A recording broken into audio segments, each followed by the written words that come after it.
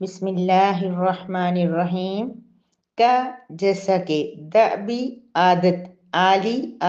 فرعون کی، والذین اور ان لوگوں کی جو من سے قبلی پہلے ان سے پہلے تھے، کذبوا انہوں نے جھٹلایا بآیاتنا ہماری آیات کو، فاپس اخذ پکڑ لیا ہم انہیں اللہ نے بوجہ ذنوبی گناہوں کے، ہم ان کے بذنوبہم ان کے گناہوں کی وجہ سے، واللہ اور اللہ تعالی شدید بہت سخت العقاب سزا دینے والا ہے۔ قل اے نبی آپ کہہ دیجئے، للذین ان لوگوں سے، کفروا جنہوں نے کفر کیا، ستغلبون کہ عنقریب تم مغلوب کر دیے جاؤ گے، واؤ اور تحشرون تم سب اکٹھے کیے جاؤ گے، الی طرف جہنم کے، وبئس اور کیا ہی برا ہے وہ، المہاد ٹھکانہ۔ كدأب آل فرعون والذین من قبلہم جیسا کہ فرعون والوں کی اور ان لوگوں کی عادت تھی جو فرعون سے پہلے تھے، کذبوا بآیاتنا انہوں نے ہماری آیات کو جھٹلایا، فأخذہم اللہ بذنوبہم اللہ رب العزت نے ان کے گناہوں کی وجہ سے انہیں پکڑ لیا، واللہ شدید العقاب اور اللہ بہت سخت سزا دینے والا ہے۔ قل للذین کفروا ستغلبون وتحشرون الی جہنم اے نبی صلی اللہ علیہ وسلم آپ ان لوگوں سے کہہ دیجئے جنہوں نے کفر کیا کہ عنقریب تم مغلوب کر دیے جاؤ گے اور تم سب جہنم کی طرف اکٹھے کیے جاؤ گے، وبئس المہاد اور جہنم بہت ہی برا بچھونا ہے یا بہت ہی برا ٹھکانہ ہے۔ نحمدہ ونصلی علی رسولہ الکریم، اما بعد سورہ آل عمران کی آیت نمبر 11 ہے، جس میں اللہ رب العزت نبی کریم صلی اللہ علیہ وسلم کے دور کے کفار کو بھی فرما رہے ہیں اور آج کے دور کے کفار کو بھی، اور ہر دور کے جو اللہ کے نافرمان لوگ ہیں، اللہ کو ناراض کرنے والے لوگ ہیں، انہیں اللہ رب العزت اس بات سے ڈرا رہے ہیں کہ جو آل فرعون تھے اور ان سے پہلے جو قومیں تھی، اور اسی طرح قوم عاد، قوم سمود اور قوم نوح اور ساری قومیں تھی جن لوگوں نے اللہ کی نافرمانی کی، اللہ رب العزت کو ناراض کیا، ان کے اوپر جو عذاب آئے، کذبوا بآیاتنا انہوں نے اللہ کی آیات کو جھٹلایا تھا، اللہ رب العزت کو ناراض کیا، اللہ کی نافرمانیاں کی، تو کیا ہوا تھا ان کے ساتھ، فأخذہم اللہ بذنوبہم اللہ رب العزت ان کو ان کے گناہوں کی وجہ سے اللہ رب العزت نے پکڑ لیا، انہیں سزا کی لپیٹ میں لے لیا۔ اب اس سے پہلی آیت مبارکہ میں اللہ رب العزت نے یہ فرمایا تھا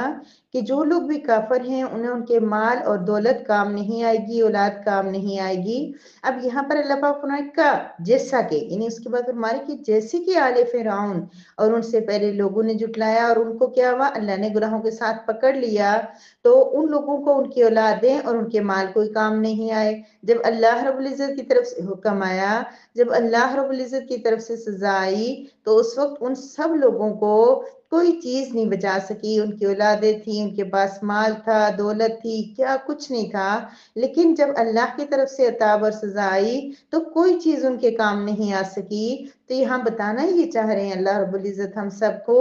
کہ ایسے ہی جب تم رب کریم کو ناراض کرو گے، تب تم اللہ رب العزت کے احکامات کو روند دو گے، نبی کریم صلی اللہ علیہ وسلم کے طریقوں کو چھوڑ دو گے، اللہ اور رسول کے طریقوں کو چھوڑ دو گے، تو تمہارے اوپر بھی سزا آ سکتی ہے۔ تمہیں بھی تمہارے گناہ اپنی لپیٹ میں لے سکتے ہیں، گناہوں کی وجہ سے تمہارے اوپر بھی پکڑ ہو سکتی ہے۔ اب وہ پکڑ اجتماعی طور پہ تو نہیں ہو رہی کہ اللہ رب العزت ساری کی ساری دنیا کو ختم کر دے، کیونکہ ہمارے آقا حضرت محمد مصطفیٰ صلی اللہ علیہ وسلم نے اللہ رب العزت سے دعا فرمائی تھی کہ رب کریم میری امت کو اجتماعی عذاب نہ دینا، تو ان کی دعا قبول ہو گئی تھی۔ لیکن انفرادی طور پہ اللہ کی طرف سے سزا آتی رہتی ہے۔ آج یہ بارش کا نہ ہونا، کتنے مہینے ہو گئے ہم لوگوں نے بارش نہیں دیکھی، اور یہ اللہ کی طرف سے سزا نہیں تو کیا ہے؟ تو اللہ رب العزت ہمیں ان چھوٹی چھوٹی چیزوں سے، ہم نبی کریم صلی اللہ علیہ وسلم کی امت ہے، اللہ پاک اور اللہ کے نبی کریم صلی اللہ علیہ وسلم کی یہ خواہش تھی، اور اللہ پاک تو ویسے پوری کائنات کے لیے چاہتے ہیں کہ وہ سارے کے سارے جہنم سے بچ جائیں، اس لیے اللہ پاک ہمیں مہلت پہ مہلت دیے جا رہے ہیں۔ اللہ رب العزت ہمیں بہت سارا وقت دے رہے کہ ہم دین کو سیکھ سکیں اور اس کے مطابق زندگی گزار کے اپنے آپ کو ہمیشہ والی سزا سے بچا سکیں۔ اس لیے یہ زلزلے کا جھٹکا جو آیا تھا، سنا دیکھا ہوگا آپ نے کہ کس طرح ایک دم سے پورا گھر ہلنا شروع ہو گیا، بڑھ ہلنا شروع ہو گیا، جیسے کہ، اور سوچیں تو وہی چند لمحے ہوتے ہیں جس میں سارے گھر ہمارے اوپر 2005 کی طرح اوپر آ کے گر جائیں اور ہم سب اللہ کو پیارے ہو جائیں، ہماری زمینیں، جائیداد، مکان سب کچھ یہیں پڑا رہ جائے، سب کچھ گر جائے، تو پھر کیا بچے گا؟ تو اللہ پاک شدید العقاب ہے، اللہ سخت سزا دینے والا ہے، لیکن ہمیں تو اللہ پاک نے ایک جھٹکا، چھوٹا سا جھٹکا، معمولی سا جھٹکا، کیسے ہم لوگ تڑپتے ہوئے استغفار استغفر اللہ استغفر اللہ لا الہ الا اللہ، کیسے ہمیں یاد آ جاتا ہے اللہ، ہمیں ٹینشنوں میں کیسے اللہ رب العزت فوراً یاد آتا ہے، خوشیوں میں کیوں اللہ یاد نہیں آتا، سکون میں اللہ کیوں یاد نہیں آتا، آرام میں اللہ کیوں ہمیں یاد نہیں آتا؟ ہم جیسے زلزلے میں دوڑتے ہوئے اللہ کو یاد کرتے ہوئے تڑپتے ہوئے گھروں سے نکلتے ہیں، ایسے ہی ہمیں اپنی زندگی کا ہر لمحہ گزارنا چاہیے، اللہ رب العزت سے ہر لمحہ اپنے گناہوں کی معافی مانگتے رہنا چاہیے، کیونکہ کوئی پتہ نہیں کس وقت اللہ رب العزت کی سزا ہمارے لیے آ جائے۔ ہم تو انتظار کر رہے ہیں کہ ہمیں موقع ملے گا، ہم توبہ کر لیں گے، ہم مزید مانگ لیں گے، کوئی پتہ نہیں، کوئی دن ایسا نہیں گزرتا کسی عزیز کی، کسی پیارے کی فوتگی کی اطلاع نہ ملے، وہ پیارے معصوم بچے یتیم ہو گئے، وہ ہماری پیاری بہن بیوہ ہو گئی، یہ ایسی اطلاعیں آتی رہتی ہیں، یہ سب یہ بتانے کے لیے کہ کوئی پتہ نہیں ہے کب ہمارا وقت آ جائے، تو وہ سزائیں، اس سزاؤں سے بچنے کا طریقہ یہی ہے کہ ہمیں اللہ رب العزت کو راضی رکھنے کی کوشش کرنی ہے۔ سورہ آل عمران کی آیت نمبر 12 میں اللہ رب العزت فرما رہے ہیں کہ اے نبی آپ ان کافروں سے کہہ دیجئے کہ تم مغلوب ہو جاؤ گے۔ اب اس خوبصورت آیت مبارکہ کا ایک شان نزول ہے کہ جب نبی کریم صلی اللہ علیہ وسلم جنگ بدر سے واپس ہوئے، اہل مکہ کو شکست ہوئی، تو آپ صلی اللہ علیہ وسلم نے آ کے یہود و نصارہ کو سمجھایا، جو اسپیشل وہاں پہ یہودی تھے مدینہ منورہ میں زیادہ، ان کو سمجھانے لگے آقا دو جہاں کہ تم لوگ جو ہے اپنے دین کی طرف، اپنے رب کی طرف آ جاؤ، کیوں کہ تم لوگ دین سے بھٹکے ہوئے ہو، تمہیں پتہ چل چکا ہے کہ میں اللہ کا رسول ہوں، تمہاری کتب میں لکھا ہوا ہے، پھر بھی تم دین کی طرف نہیں آ رہے ہو، لیکن پھر دیکھ لو اگر تم اللہ کے دین کو قبول نہیں کرو گے تو جو حشر مشرکین مکہ کا ہوا ہے وہی تمہارا ہوگا۔ اس بات کے جواب میں یہودی ہنسنے لگے، کہنے لگے ہم اور ان میں بہت فرق ہے۔ کیا فرق ہے بھائی؟ فرق یہ ہے، کہنے لگے ان کے پاس تجربہ نہیں تھا، وہ نہ سمجھ تھے، ہم تو بہت ذہین قوم ہیں، ہمیں تو بہت لڑنا آتا ہے، آپ جب ہمارے ساتھ مقابلہ کرو گے تو دیکھنا ہم آپ کے ساتھ کیا کر لیں گے۔ لیکن اللہ رب العزت نے وہ دین بھی دکھایا کہ ایک وقت ایسا آیا کہ جزیرۃ العرب میں مشرک کا نام نہیں رہا، یہاں تک کہ، اور ایک اس میں یہ بھی آتا ہے کہ ان لوگوں نے یہ دیکھ کے، کچھ یہودی جو ہے جب بدر میں فتح ہوئی تو وہ دیکھ کے دین کی طرف تھوڑا مائل ہونے لگے، تو ان کے ساتھیوں نے ان کو کہا نہیں ابھی رکو رکو، دیکھو ابھی کیا پتہ کیا ہوتا ہے، اور پھر جنگ احد ہوئی، اس میں تھوڑی سی وقتی طور پر اس طرح کی فتح نہیں ملی، تھوڑی سی پسپائی ہوئی، تو وہ لوگ ان کے دل اور سخت ہو گئے اور وہ اپنے کفر کے اوپر اور اڑ گئے، تو پھر اللہ رب العزت کی طرف سے یہ آیت مبارکہ نازل ہوئی کہ تم عنقریب مغلوب ہو جاؤ گے اور عنقریب تم سارے اکٹھے کر کے جہنم کی طرف دھکیل دیے جاؤ گے۔ تو پھر ایسا ہوا کہ بنو قریظہ کے جو لوگ تھے 600 لوگ ایک ہی وقت میں اللہ نبی کریم صلی اللہ علیہ وسلم ان کو موت کے گھاٹ اتار دیا، جو لوگ ہیں نہیں دین کی طرف آئے۔ پھر بنو نذیر جو تھے وہ جلا وطن کر دیے گئے، اور جو تھے نجران والے جو عیسائی جن کے بارے میں ہم آل عمران میں پڑھ رہے ہیں، وہ لوگ ذلیل ہو گئے اور انہوں نے جا کے جزیہ دینا قبول کر لیا. اور خیبر والے جو ہے وہ بھی نبی کریم صلی اللہ علیہ وسلم کے اس میں رہنے لگے، جزیہ وغیرہ دے کر رہنے لگے.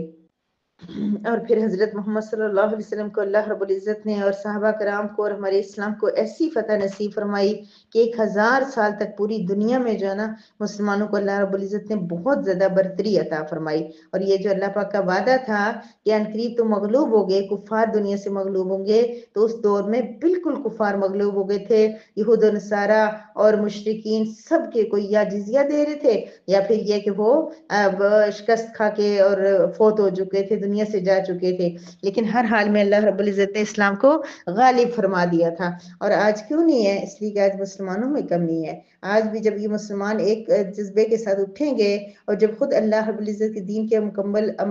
عمل کرنے والے اور دین کے اوپر چلنے والے ہو جائیں گے، تو پھر اللہ رب العزت اس اسلام کو غلبہ عطا فرما سکتا ہے اور فرمائے گا بھی انشاءاللہ. پھر اللہ رب العزت یہود و نصارہ کو مغلوب کرے گا، کفار کو مغلوب کرے گا. لیکن جب ہمارے یہ مسلمان بھی صحابہ کرام کی طرح جذبہ جہاد سے لبریز ہوں گے اور اللہ رب العزت کے لیے اپنی جانیں، مال اور جسم سب کچھ قربان کریں گے اور اللہ کی دین کو خود اپنی جانوں پہ نافذ کریں گے، خود پہلے عمل کریں گے، تو اللہ رب العزت دنیا پہ بھی کفار کو مغلوب کر دیں گے. پھر اللہ پاک فرما رہے ہیں بئس المہاد، وہ جہنم جس کی طرف کافروں کو جمع کیا جائے گا، بہت برا ٹھکانہ ہے، بہت برا. ہمارے گھر اگر تھوڑے سے انکمفرٹیبل ہوں، ہم سکون نہ محسوس کریں، ہمیں کسی چیز کی کمی بیشی ہو، تو ہمارے لیے وقت گزارنا مشکل ہو جاتا ہے. یہ 60-70 سالہ زندگی ہمارے لیے گزارنا عذاب ہو جاتا ہے. تو وہ جہنم مہاد، وہ ٹھکانہ، وہ بالکل ایسی جگہ جہاں 24 گھنٹے آگ، وہاں اللہ رب العزت کسی کو نہ لے جائے. کفار کو تو اللہ پاک کہہ رہے ہیں، لیکن اللہ پاک جو ہے نا مسلمان بھی اپنے گناہوں کی سزا پا کے ہی آگے جائے گا. تو اللہ پاک ہمیں بھی گناہوں سے بچائے. ایک بہت پیاری حدیث مبارکہ ہے، اس کو آپ انہی الفاظ میں سن لیجئے. ابن ابی حاتم میں ہے، حضرت عبداللہ بن عباس رضی اللہ تعالیٰ عنہ کی والدہ صاحبہ حضرت ام فضل کا بیان ہے کہ مکہ شریف میں ایک رات نبی کریم صلی اللہ علیہ وسلم کھڑے ہو گئے اور بلند آواز سے فرمانے لگے، اے لوگو، کیا میں نے تم تک اللہ کا دین پہنچا دیا؟ کیا میں نے تبلیغ کر دی؟ کیا میں وحدانیت اور رسالت پہنچا چکا؟ حضرت عمر رضی اللہ تعالیٰ عنہ فرمانے لگے، ہاں اللہ کے رسول، آپ نے پہنچا دیا. جب صبح ہوئی تو حضور اقدس صلی اللہ علیہ وسلم نے فرمایا کہ سنو، خدا تعالیٰ کی قسم، اسلام غالب ہوگا اور خوب پھیلے گا یہاں تک کہ کفر اپنی جگہ جا چھپے گا. مسلمان اسلام کو لے کر سمندروں کو چیرتے پھاڑتے نکل جائیں گے اور اسلام کی اشاعت کریں گے. یاد رکھو وہ زمانہ بھی آنے والا ہے. اب یہاں سے آگے سنیے. یہ تو ٹھیک ہو گیا، یہ تو ہم نے دیکھا، ہم نے سنا، ہم نے پڑھا کیسا ہوا تھا. آگے آقائد دو جہاں حضرت محمد صلی اللہ علیہ وسلم فرماتے ہیں کہ لوگ قرآن کو سیکھیں گے، پڑھیں گے، پھر تکبر، بڑائی اور خود بینی کے طور پر کہنے لگیں گے کہ ہم قاری ہیں، ہم عالم ہیں، کون ہے جو ہم سے بڑھ چڑھ کر ہو. یہ جملہ جو ہے پریشان کرنے والا ہے، جس لیے میں نے اسی الفاظ میں آپ کو حدیث مبارکہ سنائی ہے. یہ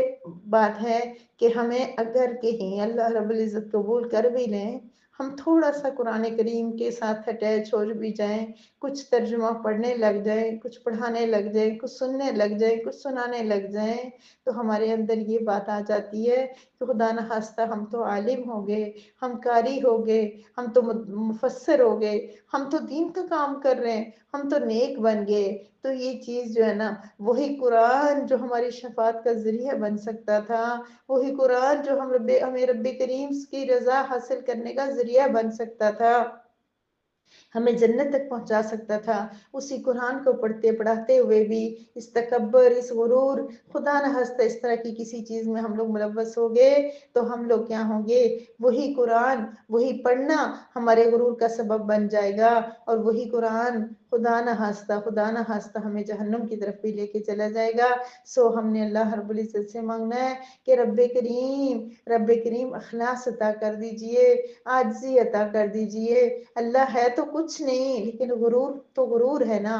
شیطان ہمارے ساتھ لگا ہوا ہے کہ کچھ بھی نہ ہونے کے باوجود ہم تھوڑا